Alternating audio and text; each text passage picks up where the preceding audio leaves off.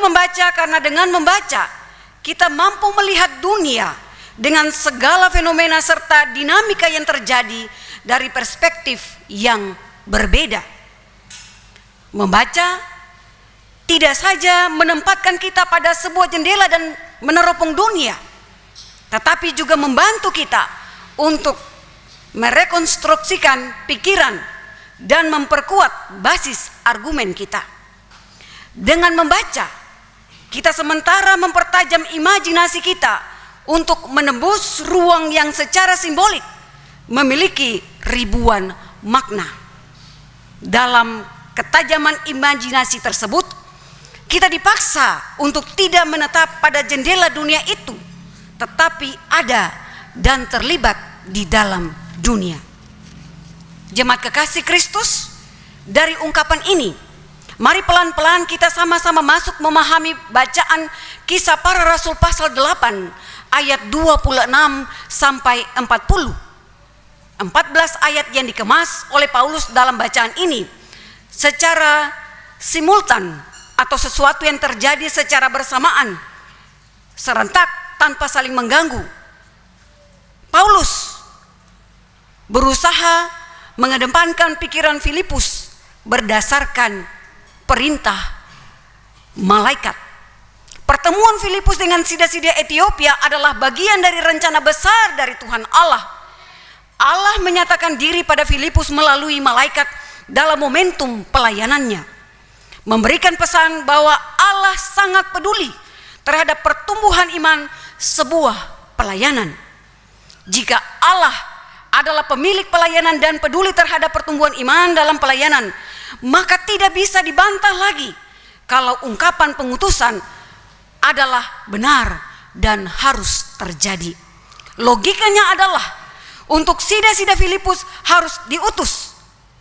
Dalam konteks pelayanan sebagaimana sementara kita jalani saat ini, maka saya mau kita bersepakat bersama bahwa untuk sebuah pertumbuhan pelayanan di sini, di negeri ini, maka semua kita harus bertemu. Semua kita harus berani keluar dari zona nyaman kita. Salah satu resiko adalah mungkin untuk sebuah pelayanan itu kita harus terpisah dengan keluarga. Kita harus meninggalkan kepentingan-kepentingan pribadi.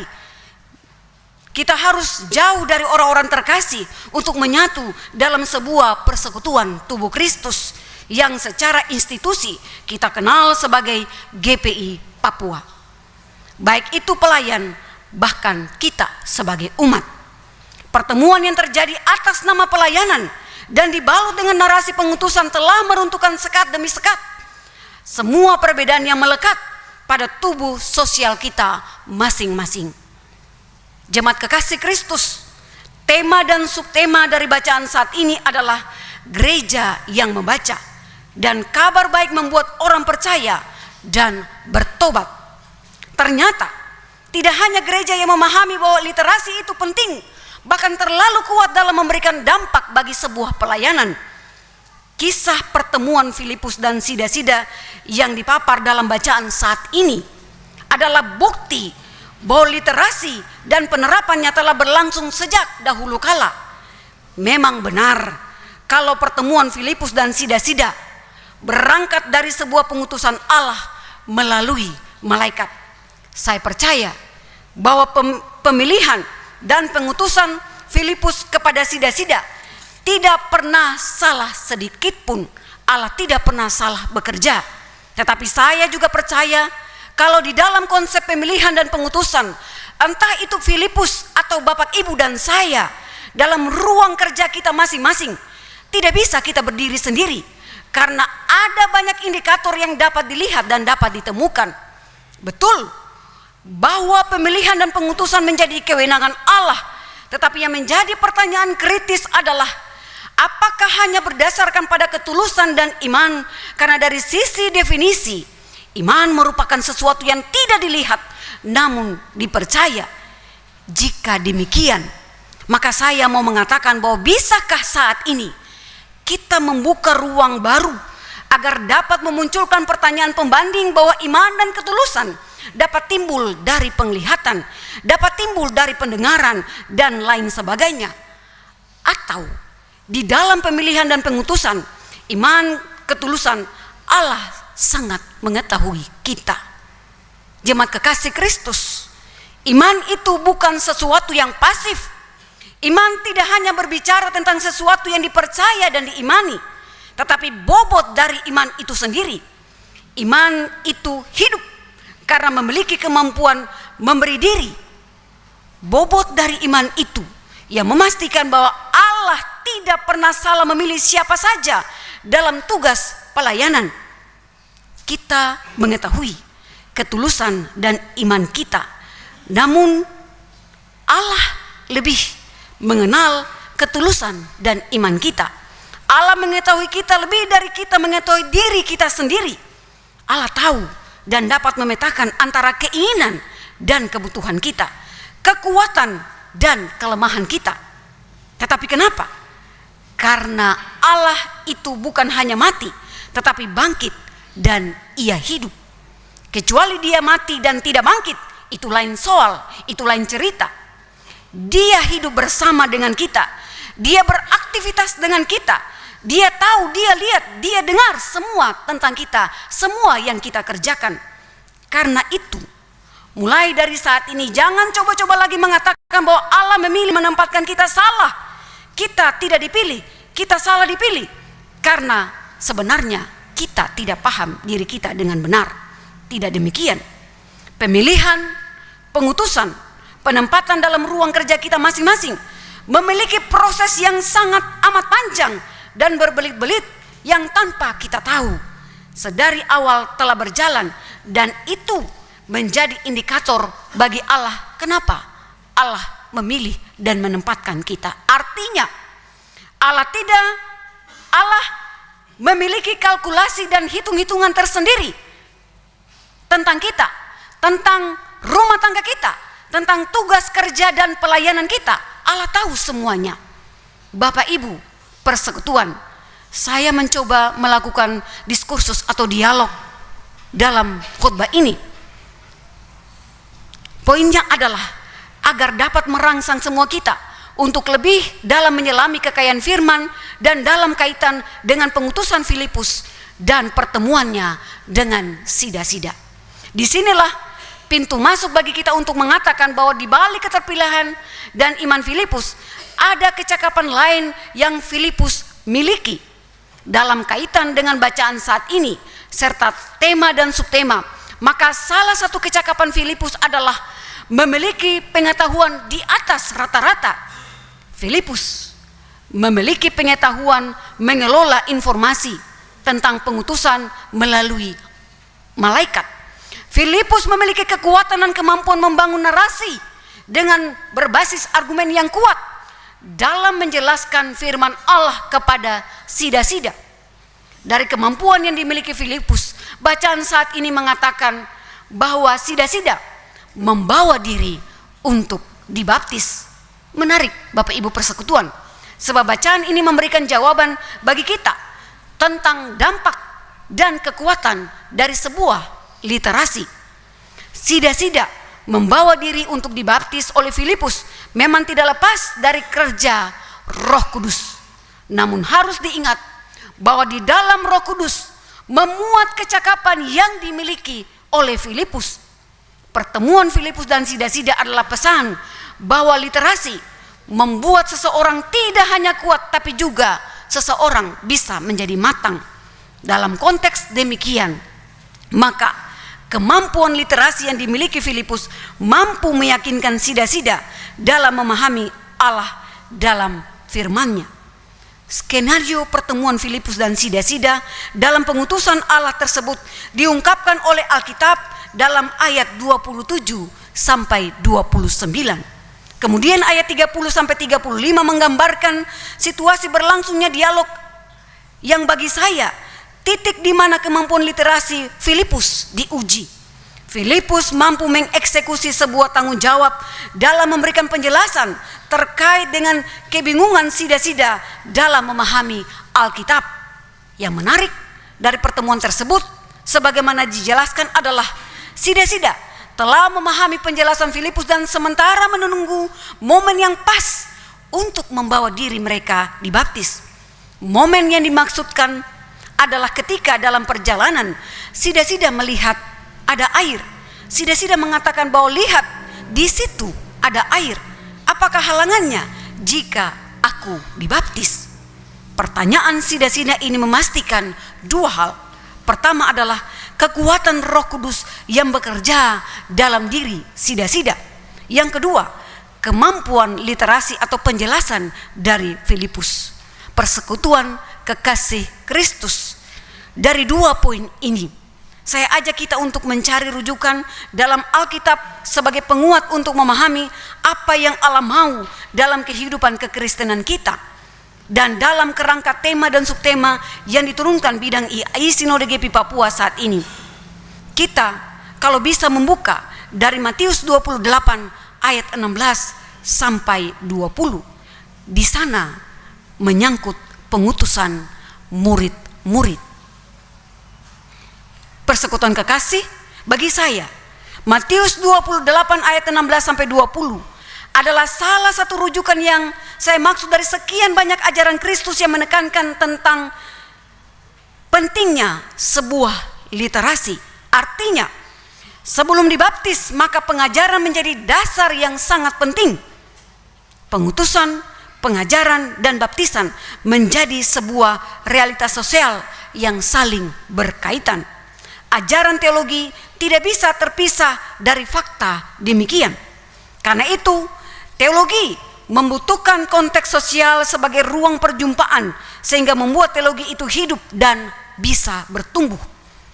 Konsep murid-murid yang diperintahkan untuk mengajar dan memberitakan Injil kepada semua bangsa, sebagaimana ditekankan dalam Matius 28 ayat 16 sampai 20, adalah sebuah realitas sosial yang memperjelas ruang-ruang perjumpaan yang harus dimaknai secara utuh dan bukan terpisah.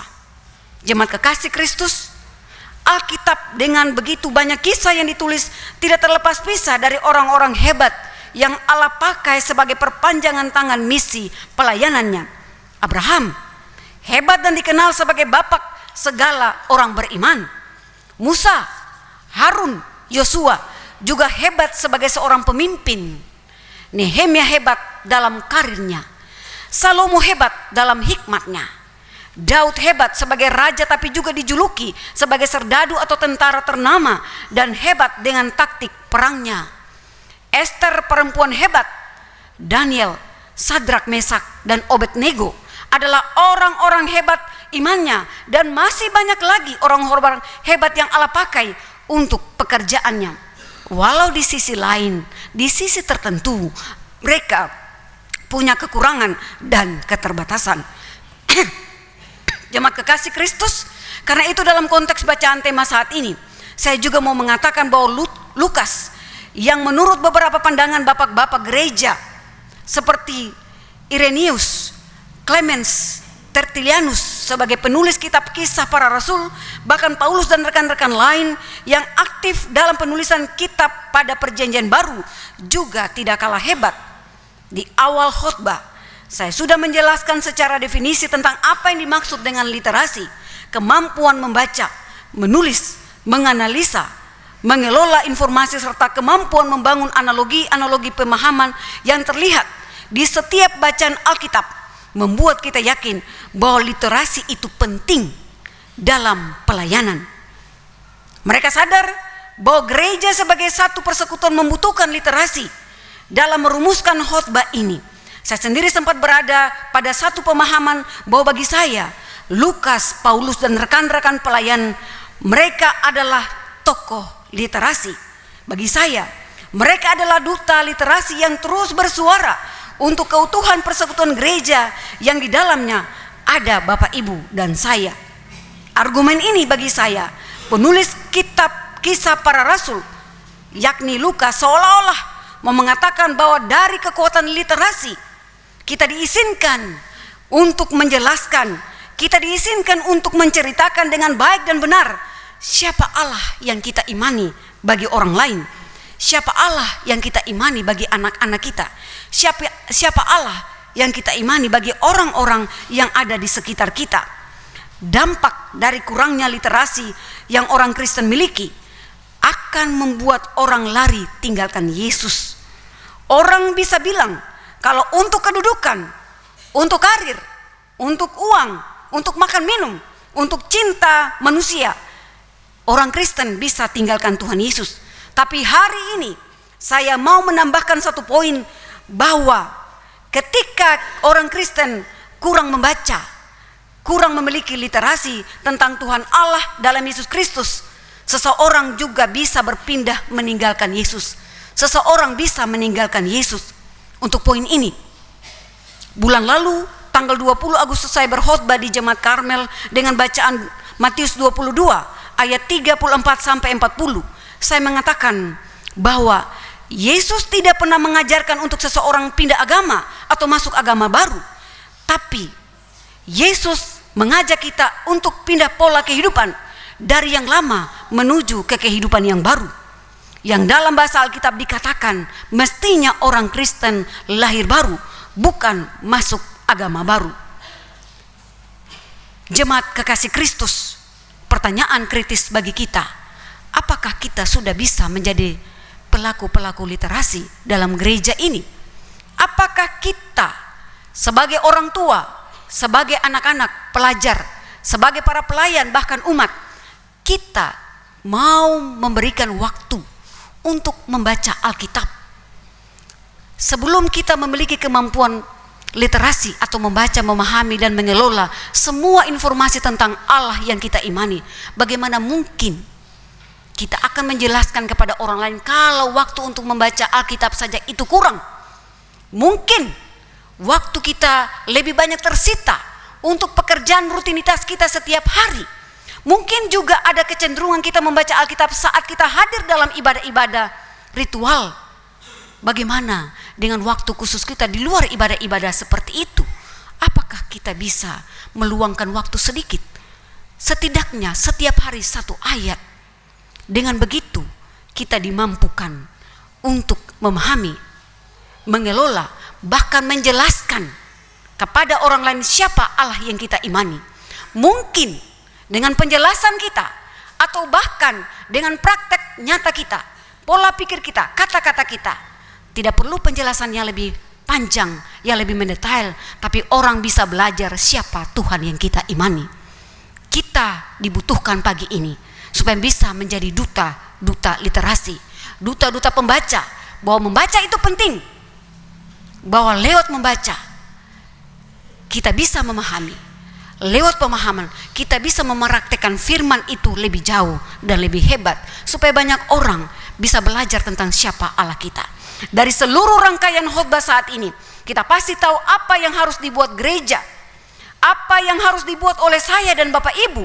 Karena itu kita diingatkan bahwa membaca itu indah, menulis itu sehat. Sebagai orang tua, mungkin kita tidak punya waktu lagi untuk menulis, mungkin kita tidak punya waktu lagi untuk membaca, tapi marilah kita mempraktikkan firman itu. Bagi kaula muda, bagi para pelajar, kalau kita mau masa depan kita cerah, mulailah tekun membaca, mulailah tekun untuk menulis. Karena dari situ kita bisa menggapai masa depan yang terbaik. Lebih daripada itu, bukan saja intelektual kita diisi dengan sangat baik, tapi nurani kita, rohani kita bisa diisi dengan baik dan kita mempraktekkan hal-hal baik. Karena itu indah dan sehat bila kita tekun membaca. Bila kita bisa menjadi literasi yang hidup di dunia ini. Tuhan menolong kita untuk mengukir pertumbuhan peradaban GP Papua ke depan dengan menjadi pembaca dan penulis bahkan pempraktek firman Tuhan. Amin.